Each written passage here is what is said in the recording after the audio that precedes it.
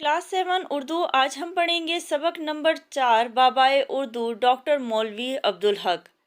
पढ़ने से पहले पूछिए बाबाए उर्दू किसका लक़ब है।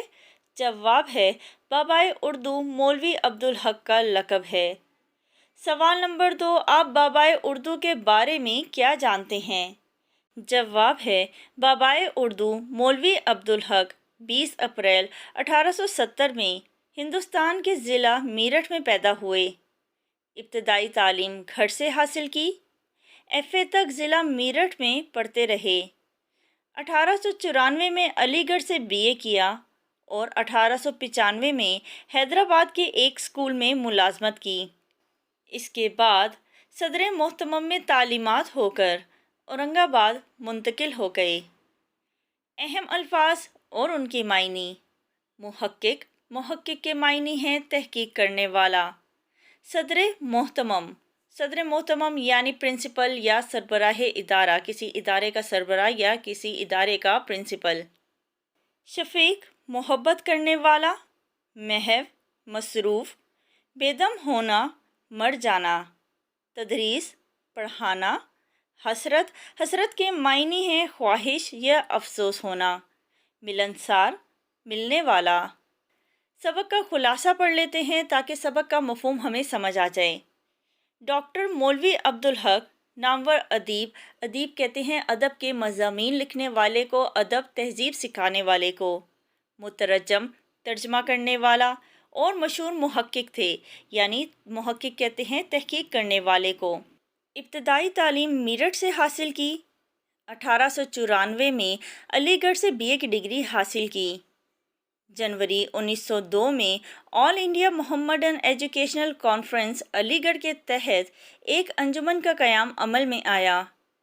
इसी अंजुमन के तहत उस्मानिया यूनिवर्सिटी बनी, जिसके एक तालिबे इल्म मोहम्मद यूसुफ ने आपको बाबाए उर्दू का खिताब दिया, जो बाद में नहायत मशहूर हुआ और आपके नाम का हिस्सा बन गया। पाकिस्तान बनने के बाद हिंदू मुस्लिम फसादात बढ़ने लगे, जिसकी वजह से अंजुमन को नुकसान पहुंचा।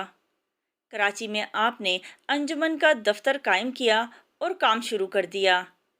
अंजुमन की इमारत में उर्दू कॉलेज कायम किया, जिसे यूनिवर्सिटी का दर्जा दिलवाने की आपकी ख्वाहिश आपकी ज़िंदगी में पूरी ना हो सकी।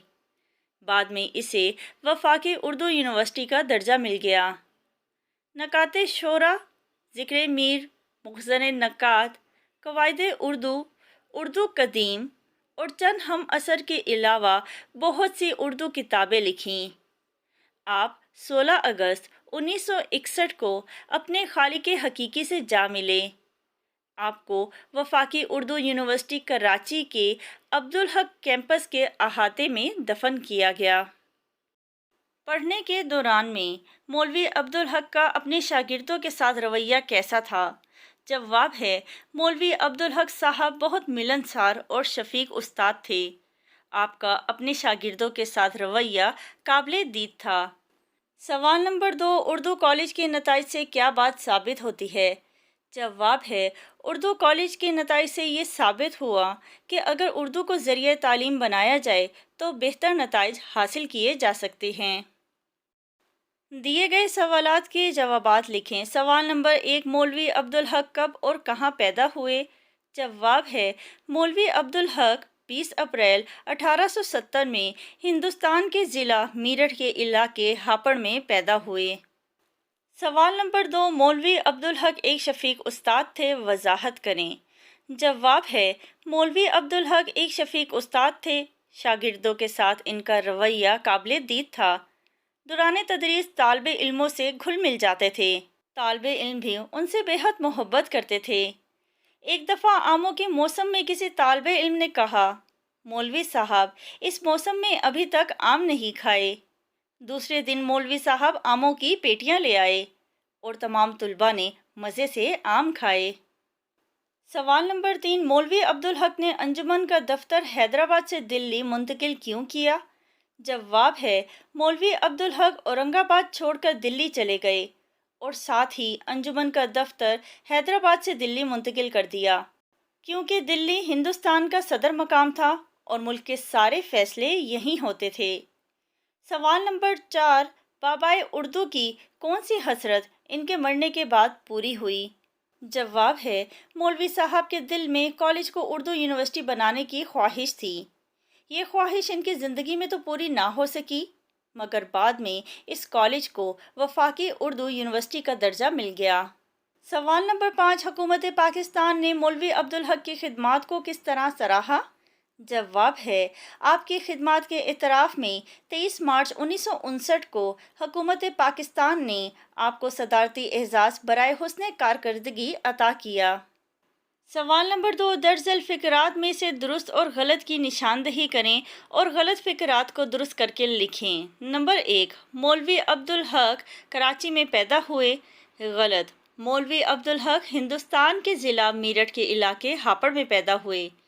नंबर 2, मौलवी अब्दुल हक को बाबाए उर्दू का खिताब जामिया उस्मानिया के एक तालिब इल्म मोहम्मद यूसुफ ने दिया। सही। नंबर 3, डॉक्टर मौलवी अब्दुल हक ने उर्दू की खिदमत के लिए तमाम ज़िंदगी वक्फ कर दी। सही। नंबर 4, मौलवी अब्दुल हक अंजुमन तरक्की उर्दू के पहले सेक्रेटरी मुंतखब हुए। गलत, मौलवी अब्दुल हक अंजुमन तरक्की उर्दू के चौथे सेक्रेटरी मुंतखब हुए। नंबर 5, हुकूमत पाकिस्तान ने मौलवी अब्दुल हक की खिदमात के सिले में निशान हैदर पेश किया। गलत, हुकूमत पाकिस्तान ने मौलवी अब्दुल हक की खिदमात के सिले में सदारती एजाज़ बराए हुस्न कारकर्दगी पेश किया। सवाल नंबर 3, सबक की रोशनी में दी गई खाली जगह को मुनासिब अल्फाज से पुर करें।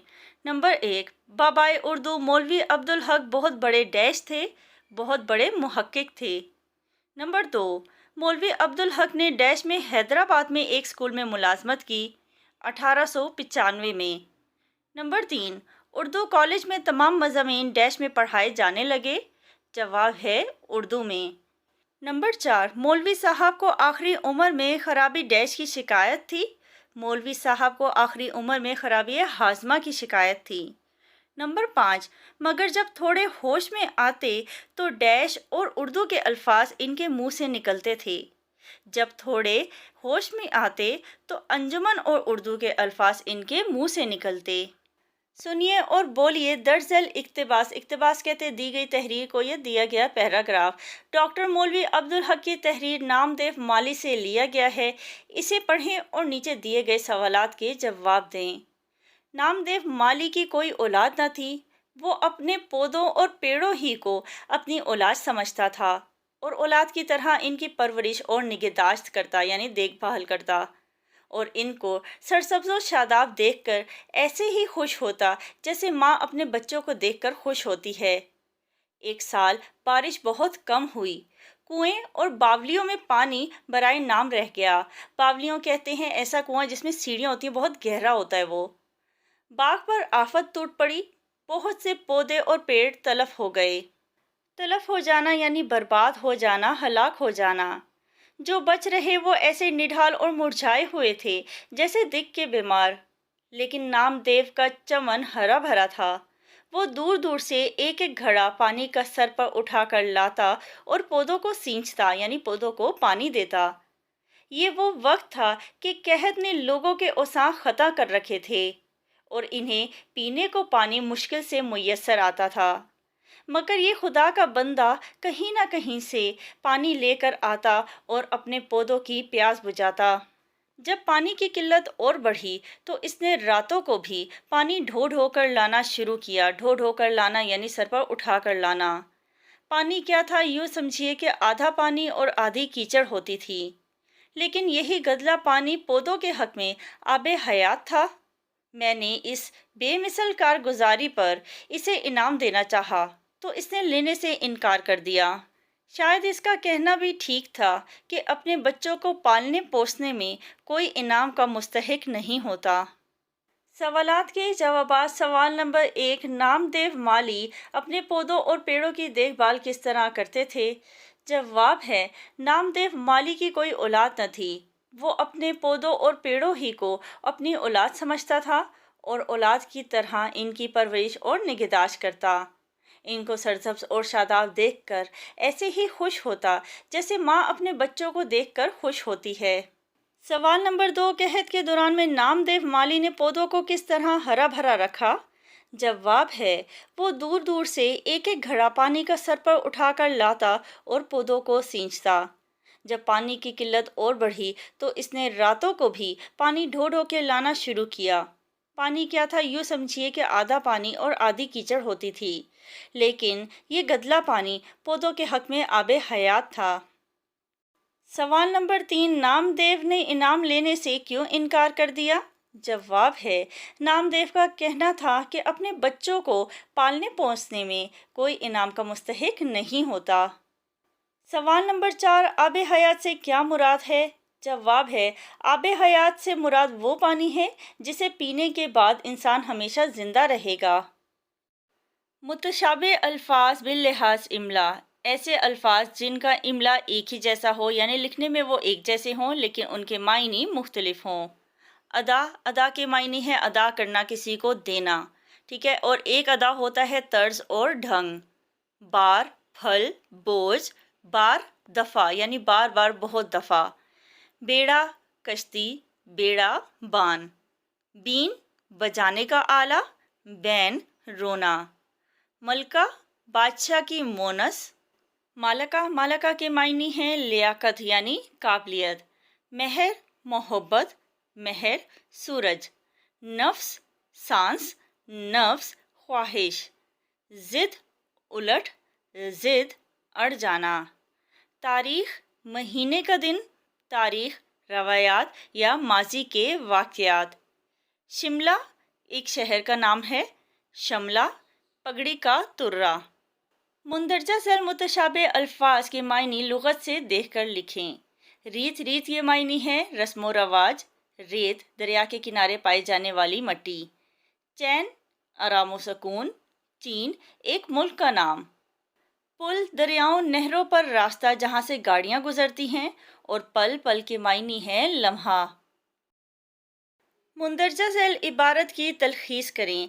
तलखीस का मतलब होता है किसी इबारत को मुख्तसर करके इस तरह लिखना कि इसका कोई अहम नुक्ता छूटने ना पाए। घरों की आराइश और ज़ेबाइश में पौधे और सब्ज़े का बहुत बड़ा दखल है। अगर मकान साफ सुथरा हो, इसके अंदर तमाम तर सामान सलीके और करीने से आरास्ता किए गए हों, मुनासिब जगहों पर गुलदान आरास्ता हों, सहन में पौधे और खुशनुमा दरख्त तरतीब से लगे हुए हों, सब्ज़ा के कत्तात दिलकश और दिलफरेब अंदाज में बनाए गए हों, तो मकान निहायत ही खूबसूरत और जन्नत नुमा मालूम होगा और इसमें रिहाइश पजीर लोग मुसर्रत से अपनी ज़िंदगी बसर कर सकेंगे। इबारत की तलखीस है, घरों की रिहाइश और ज़ेबाइश सलीके और करीने से की जाए तो मकान खूबसूरत और जन्नत नुमा होगा और इसके रहने वाले खुशी से ज़िंदगी गुजारेंगे।